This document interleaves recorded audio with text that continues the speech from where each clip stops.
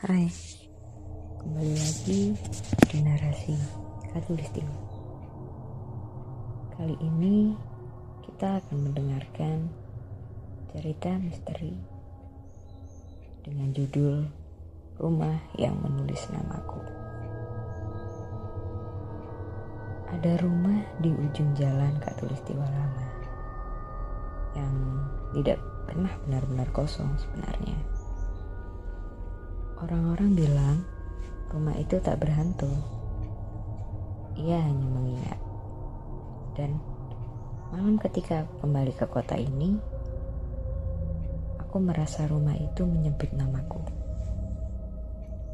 Bagian 1. Kepulangan. Aku pulang bukan karena rindu. Aku pulang karena ibuku meninggal. Kota kecil ini tidak banyak berubah ternyata. Hanya lebih sunyi, seolah semua orang sepakat untuk tidak berbicara, agar tidak membangunkan sesuatu yang tidur di bawah tanah. Rumah peninggalan ibu berdiri tepat di seberang sungai kecil. Catnya sudah mulai mengelupas. Jendela-jendela juga tertutup rapat. Dan di seberang jalan ada rumah itu. Rumah tua berantai 2 yang terlihat kusam dengan pagar yang sudah berkarat.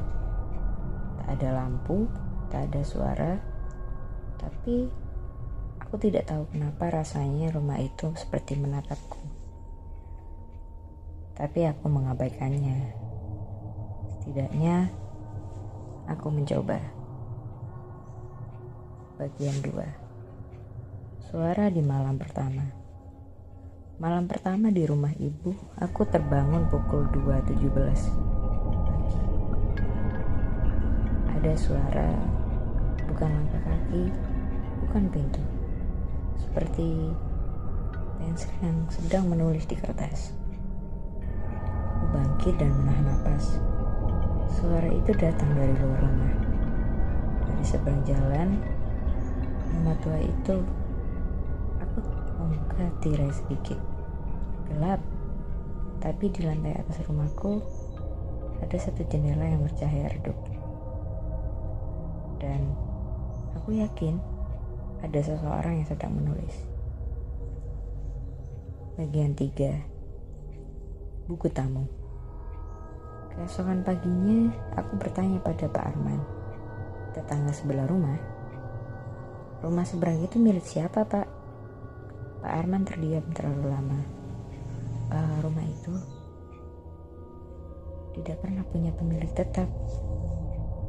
Terus siapa yang tinggal? Orang-orang yang belum selesai. Aku tertawa canggung. Tapi Pak Arman tidak ikut tertawa. Kalau malam kau dengar suara menulis, jangan dibalas. Aku menahan ludah. Dibalas? Maksudnya bagaimana? Dengan masuk ke sana. Malam kedua, suara menulis itu kembali lagi. Lebih keras dan terasa lebih dekat. Aku tidak tahan. Akhirnya, aku beranikan diri untuk keluar rumah.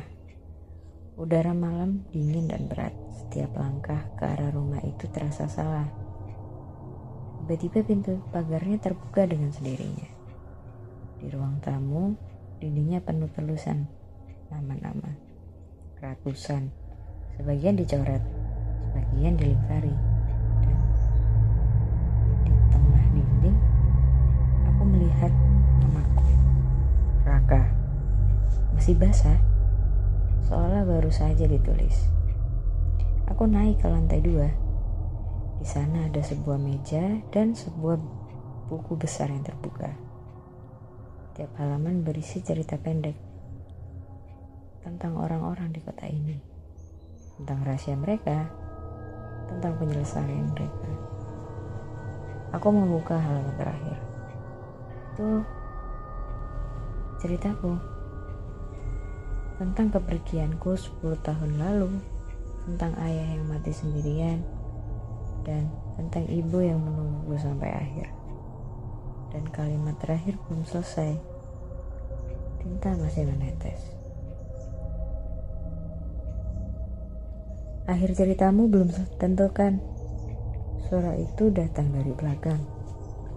Seorang pria tua berdiri di ambang pintu. Wajahnya samar, seperti ingatan yang hampir lupa. Aku hanya mencatat. Rumah ini menulis mereka yang menolak menutup kisahnya. Apa yang terjadi kalau ceritaku selesai? Tanyaku.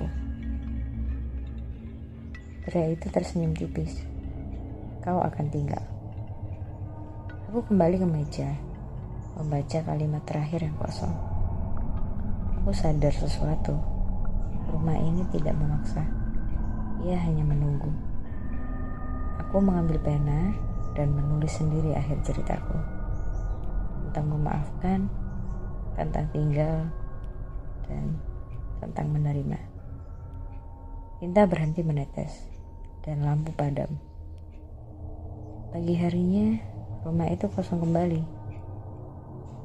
Dindingnya bersih, buku itu tertutup. Namaku tidak ada lagi. Sekarang aku tinggal di rumah ibu. Buka jendela setiap pagi, dan setiap malam pukul 2.17 dini hari, aku mendengar rumah itu bernapas. Tidak menulis, hanya mengingat, karena ceritaku telah selesai.